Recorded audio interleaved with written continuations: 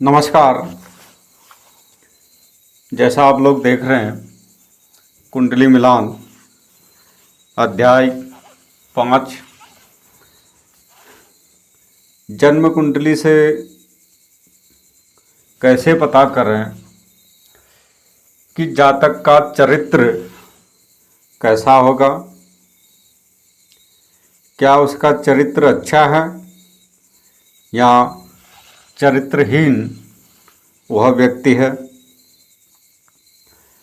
अगर यहाँ पर चरित्रहीन कोई व्यक्ति होता है, व्यभिचारी व्यक्ति होता है, परपुरुष पर स्त्री के साथ संबंध बनाने वाला कोई होता है, फिर भी जीवन में, वैवाहिक जीवन में कटुता आती है और घर परिवार संपूर्ण रूप से नष्ट होता है, तो यहाँ पर कुछ योग हम यहाँ पर बताते हैं कि जन्म कुंडली में हम कैसे देखें कौन से ग्रह कहाँ होंगे, किसके प्रभाव में होंगे और किस प्रकार से योग बनता है। तो इसकी जानकारी एक ज्योतिषी को होना चाहिए। हालांकि ऐसे योग बताए नहीं जाते। किसी की अगर कुंडली मिलान कर रहे हैं तो वहाँ पर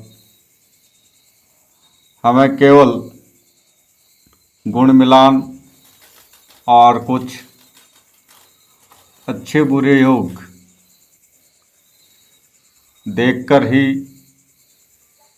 निपटारा करना चाहिए। तो लेकिन एक ज्योतिषी को इसके बारे में ज्ञान होना अति आवश्यक है, चाहे सामने वाले को बताएं या ना बताएं।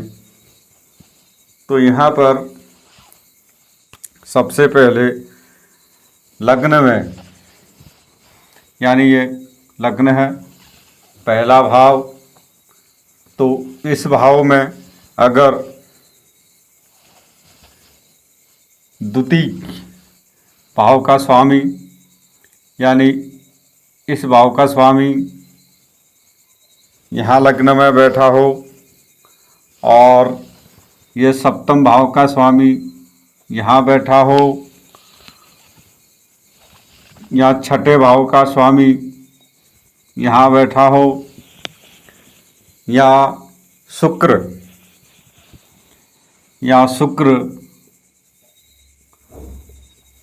पाप प्रभाव में हो, पाप ग्रहों के साथ हो, तो जिसकी कुंडली में ऐसा जातक व्यभिचारी होता है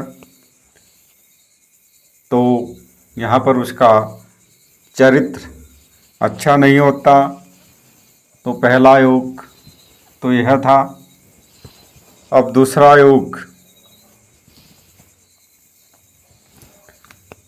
योग यहाँ पर अगर लग्नेश व षष्ठेश, यानी पहले भाव का स्वामी लग्नेश और छठे भाव का स्वामी, यह दोनों ग्रह पाप ग्रहों के मध्य में हों, पाप ग्रहों के साथ अगर यह हैं तो जातक पर स्त्रीगामी यहाँ पर होता है, यानी चरित्र उसका अच्छा नहीं होता। दूसरा योग था। तीसरा योग, अगर तीसरा योग यहाँ पर शुक्र और बुध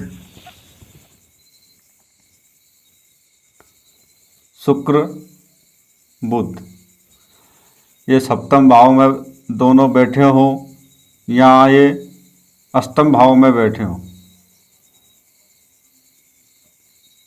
शुक्र बुध, तो फिर भी जातक का चरित्र अच्छा नहीं होता है यहाँ पर, और वह व्यभिचारी परस्त्रीगामी यहाँ पर होता है।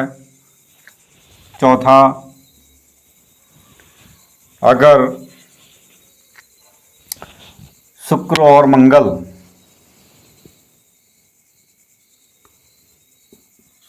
मंगल ये सप्तम भाव में बैठे हों या दसम भाव में बैठे हों, मंगल, तो ऐसा जातक भी व्यभिचारी होता है, उसका चरित्र अच्छा नहीं होता है। और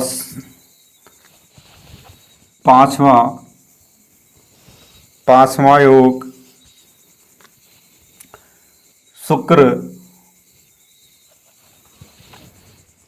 शुक्र मंगल के नवांश में हो या शनि के नवांश में हो या मंगल से दृष्ट हो या शनि से दृष्ट हो नवांश में, तो फिर भी जातक का चरित्र अच्छा नहीं होता। यहाँ पर इसका भी विचार करना अति आवश्यक है।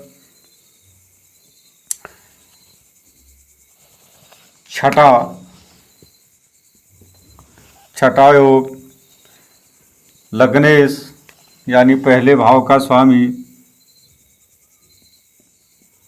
लग्नेश छठे भाव के स्वामी के साथ हो, षष्ठेश के साथ हो, और सप्तम भाव में पाप ग्रह बैठे हों, तो फिर भी जातक व्यभिचारी होता है, उसका चरित्र अच्छा नहीं होता। यानी लग्नेश माना शनि है, तो यहाँ पर 3 बुध, शनि और बुध एक साथ हो गए, और सप्तम भाव में मंगल, सूर्य, राहु, केतु कोई भी अगर बैठ जाता है तो यह योग अच्छा यहाँ पर नहीं है। नंबर 7, जिस जातक के कुंडली में द्वितीयेश, सप्तमेश और दशमेश, द्वितीय भाव का स्वामी, सप्तम भाव का स्वामी और दसम भाव का स्वामी दसम में बैठे हो इसी भाव में, दूसरा, सातवां और दसम भाव का मालिक इसी भाव में बैठे हों, और ऊपर से पाप प्रभाव में अगर हों, तो फिर भी यहाँ पर अच्छा योग नहीं होता। यहाँ पर व्यभिचारी योग यहाँ पर बनता है। अगर 8वां योग, अगर जन्म कुंडली में शुक्र तीसरा, छठा, 7वां या द्वादश भाव में स्थित हो और पाप युक्त, पाप दृष्टि हो, तो यह योग भी अच्छा यहाँ पर नहीं होता।